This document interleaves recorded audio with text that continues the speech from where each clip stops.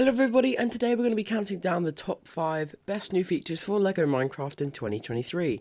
So let's get started with number 5 being the Jukebox.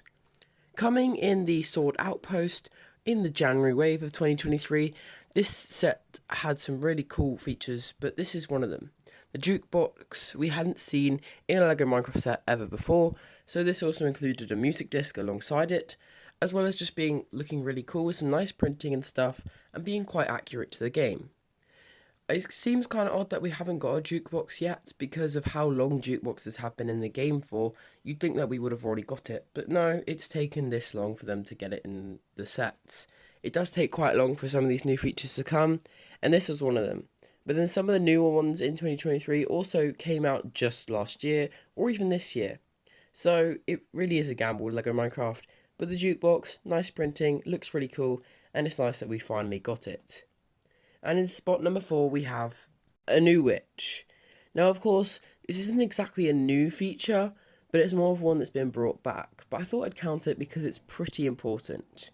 The witch came back in 2017, so it's quite expensive now because it's such an old minifigure, and it was in a set that only ran for like 9 months, which isn't really that long.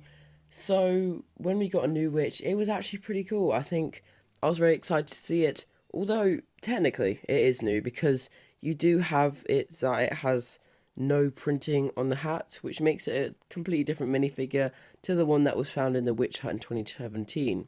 So you could say it's a new minifigure, but I think it's nice that they're bringing back old ones, even if they are simplifying them a bit. I think it's still cool that they're bringing them back. So yeah, that's pretty nice. I think this is a great minifigure. I've always loved the Witch minifigure. It's always been super cool. And in spot number 3 we have new colours of different mobs. So this one applies to a few sets, being the Axolotl House and the Pumpkin Farm. Of course we just talked about the Pumpkin Farm with the new witch, but then also it has a new colour of frog, which I think is really cool, and the Axolotl House has a few new colours of axolotl compared to the Guardian Battle, which we got all the way back in 2020.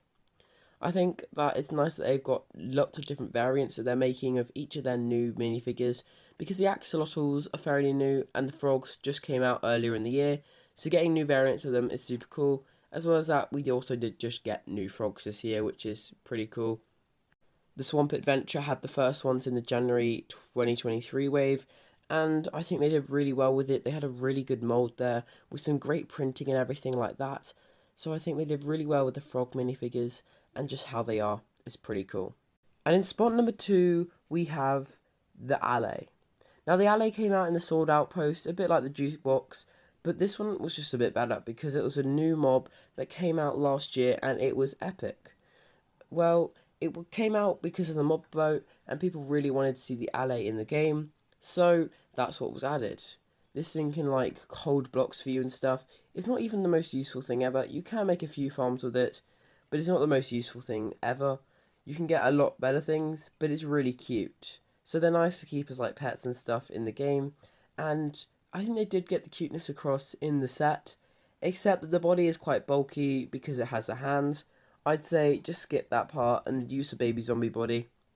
It works so much better, because I just feel like it's a bit too chunky around the sides, and it doesn't really work with how the ally is in the game, being a very thin and slender one with a big head. They got the head well, it's a quite nice little head, and it's really cute as well. And finally, in spot number 1, we have the Warden, coming out in the January 1st wave. It came out in the Deep Dark Battle, and yeah, this was definitely the most anticipated minifigure of the year, having some really nice detail on the face and the chest, although I'd say that it does have that problem with the head. I've talked about it enough, so I won't talk about it here.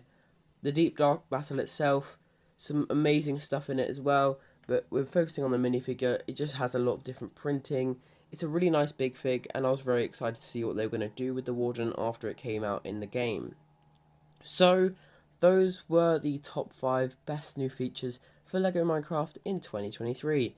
I really hope you enjoyed this video. You can subscribe up there. There's a lot of it down there. Really hope you enjoyed, and I'll see you all next time.